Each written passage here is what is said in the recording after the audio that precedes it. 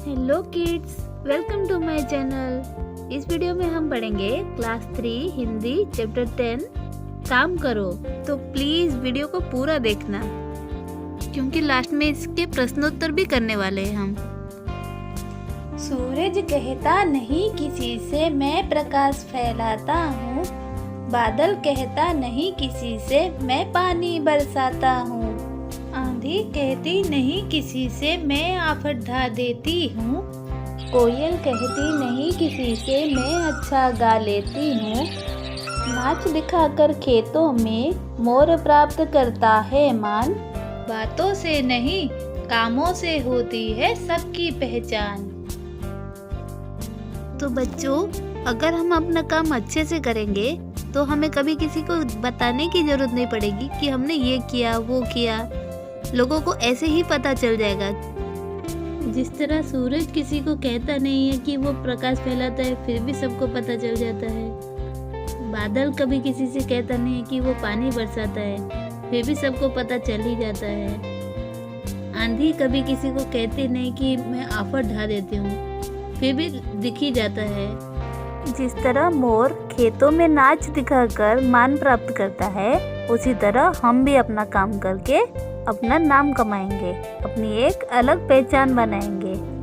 सिर्फ बड़ी बड़ी बातें करने से कुछ नहीं होता, हमें कुछ करके दिखाना होगा। तो चलिए अब हम इसके प्रश्नोत्तर कर लेते हैं। प्रकाश कौन फैलाता है? सूरज। पानी कौन बरसाता है? बादल। नाच कौन दिखाता है? मोर। आफत कौन ढाता है? आंधी। समानार्थी से अलग शब्द पर गोल का निशान लगाओ। यहाँ पर दिया गया है सूरज और इसके अर्थ में दिया गया है रवि, दिनकर और सोम। क्वेश्चन में क्या है? समानार्थी से अलग शब्द। तो सूरज का समान अर्थ है रवि, दिनकर, लेकिन सोम समान अर्थ नहीं है, समानार्थी से अलग शब्द है, इसलिए सोम पर गोल का निशान लगाना है। दूसरा है बादल। बादल के लिए शब्द दिया गया है मेघ, नीरज, घटा। मेघ और घटा दोनों बादल का समान अर्थ है, लेकिन नीरज नहीं है, इसलिए नीरज पर गोल का निशान लगाना है। तीसरा है पानी। पानी के लिए शब्द दिया गया है दधि, जल, नीर। जल और नीर तो पानी का समान अर्थ है, लेकिन दधि नहीं है, इसलिए दधि पर गोल का निशान लगाना है। लेकिन क्या आपको पता है सोम, नीरज और दधि का क्या मतलब होता है? सोम का समान अर्थ चांद, नीरज का कमल और दधि का मतलब दही होता है। अगला प्रश्न, सही उत्तर लिखो। मैं अच्छा गा लेती हूँ। कौन अच्छा गाती है? कोयल। मैं आफत ढा देती हूँ। कौन आफत ढाती है? आंधी। मैं प्रकाश फैलाता हूँ। कौन प्रकाश फैलाता है? सूरज। मैं पानी बरसाता हूँ। कौन पानी बरसाता है? बादल। शब्द के अंतिम अक्षर को लेकर शब्द सीढ़ी बनाओ। यहाँ पर दिया गया है प्रकाश। प्रकाश में अंतिम अक्षर क्या है? श। तो स से शुरू होने वाला एक शब्द हमें इसके बाद में लिखना है। तो हम लिखेंगे शलगम। शलगम की जगह पर और कुछ भी लिख सकते हैं, लेकिन इससे हम जो भी शब्द लिखेंगे फिर उसके अंतिम अक्षर से दूसरा शब्द बनाएंगे। तो शलगम का अंतिम अक्षर क्या है? म। तो हम अगला शब्द म से बनाएंगे। म से मकान। मकान में अंतिम अक्षर क्या है? न। तो अगला शब्द न से बनाएंगे। न से नल। नल में अंतिम अक्षर क्या है? ल। तो अगला शब्द ल से बनाएंगे। ल से लड़का।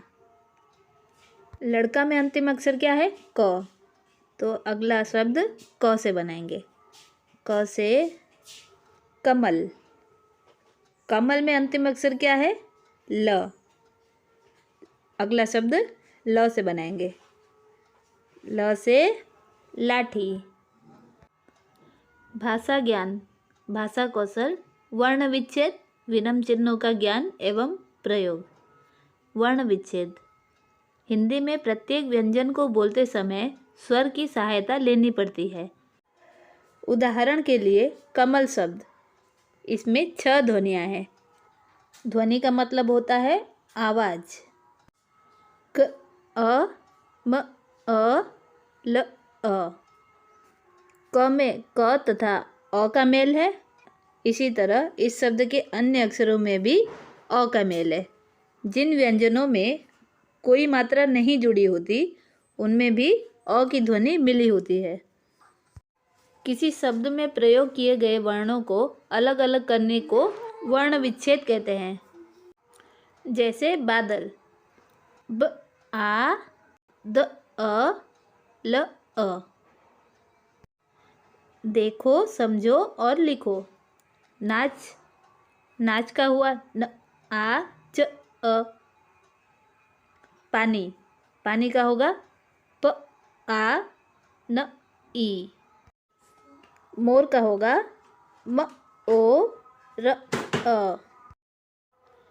सूरज, स, उ, र, अ, ज, अ।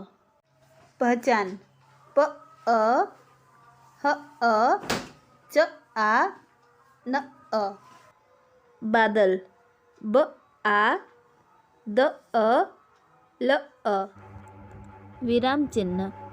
बोलते समय हम बीच बीच में रुक रुक कर बोलते हैं। इस रुकावट को विराम कहते हैं। लिखते समय इन विरामों को अलग अलग चिन्हों से दर्शाया जाता है। इन्हें विराम चिन्ह कहते हैं। व्यवहार में आने वाले प्रमुख विराम चिन्ह ये हैं: पूर्ण विराम, अल्प विराम, अर्ध विराम, प्रश्न चिन्ह, विस्मयादि बोधक चिन्ह, अवतरण चिन्ह। निम्नलिखित वाक्यों में उचित विराम चिन्ह लगाओ। पहला प्रश्न, सिंह ने कहा, आज से तू मेरा पक्का दोस्त। यहाँ पर सिंह ने कहा, यहाँ पर एक अल्प विराम लगेगा। आज से तू मेरा पक्का दोस्त, अवतरण चिन्ह और पूर्ण विराम। दूसरा प्रश्न, भालू ने कहा, अल्प विराम, तुम इस जमीन पर हल क्यों चला रहे हो? प्रश्न पूछा गया है तो प्रश्न चिन्ह और अवतरण चिन्ह। तीसरा प्रश्न, किसान ने वादे के अनुसार जड़ें भालू को दे दी। पूर्ण विराम।